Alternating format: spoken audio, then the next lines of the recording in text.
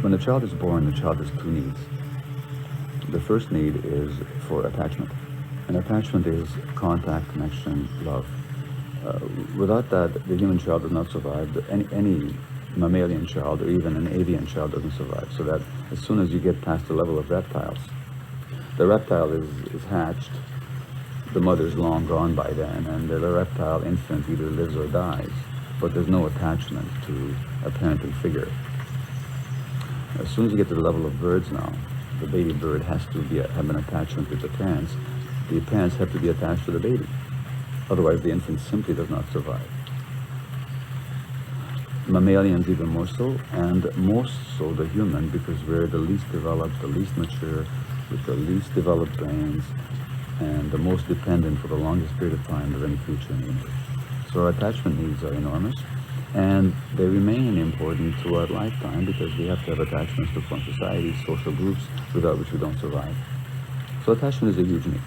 To be able to connect, belong, be loved by, and love. That's just a basic human need.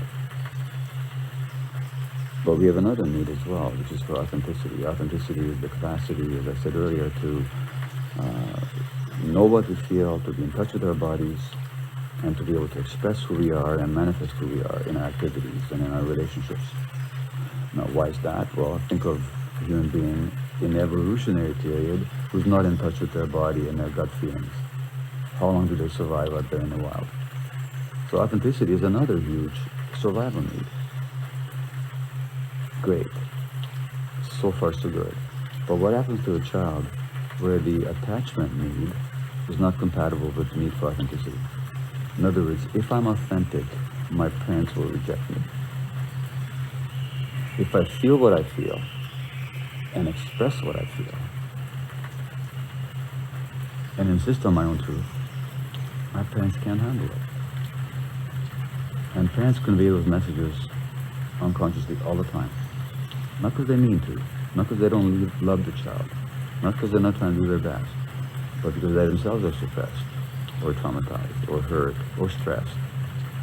So I convey that message many times to my children, believe me, without any conscious desire to do so. In fact, it was the very opposite of what I wish to convey. But that they're not acceptable the way they are, with their emotions the way they are, that's the message my kids got when they were small. And most children get that in our society. And what does the child do with that? Well, if I give up my attachment for the sake of authenticity, I lose my relationships on which my life depends. Therefore, there's no question. What becomes suppressed is our authenticity, our emotions. And then we become 25 and 30 or 35, 40, and we don't know who we are. And somebody asks us, what do you feel? You say, I have no idea. And how many times we've all had the experience of having an inkling of a strong gut feeling, or we're ignoring it, and we get into trouble. Well, that tells us what happened. What happened was that at some point we found out it was too costly for our attachment relationships to be in touch with our gut feelings. So then it becomes not our first nature, but our second nature, to suppress our feelings, to lose touch with ourselves, and to suppress our gut feelings. And then we pay the cost later on in the form of addictions, mental illness, or any range of physical illnesses.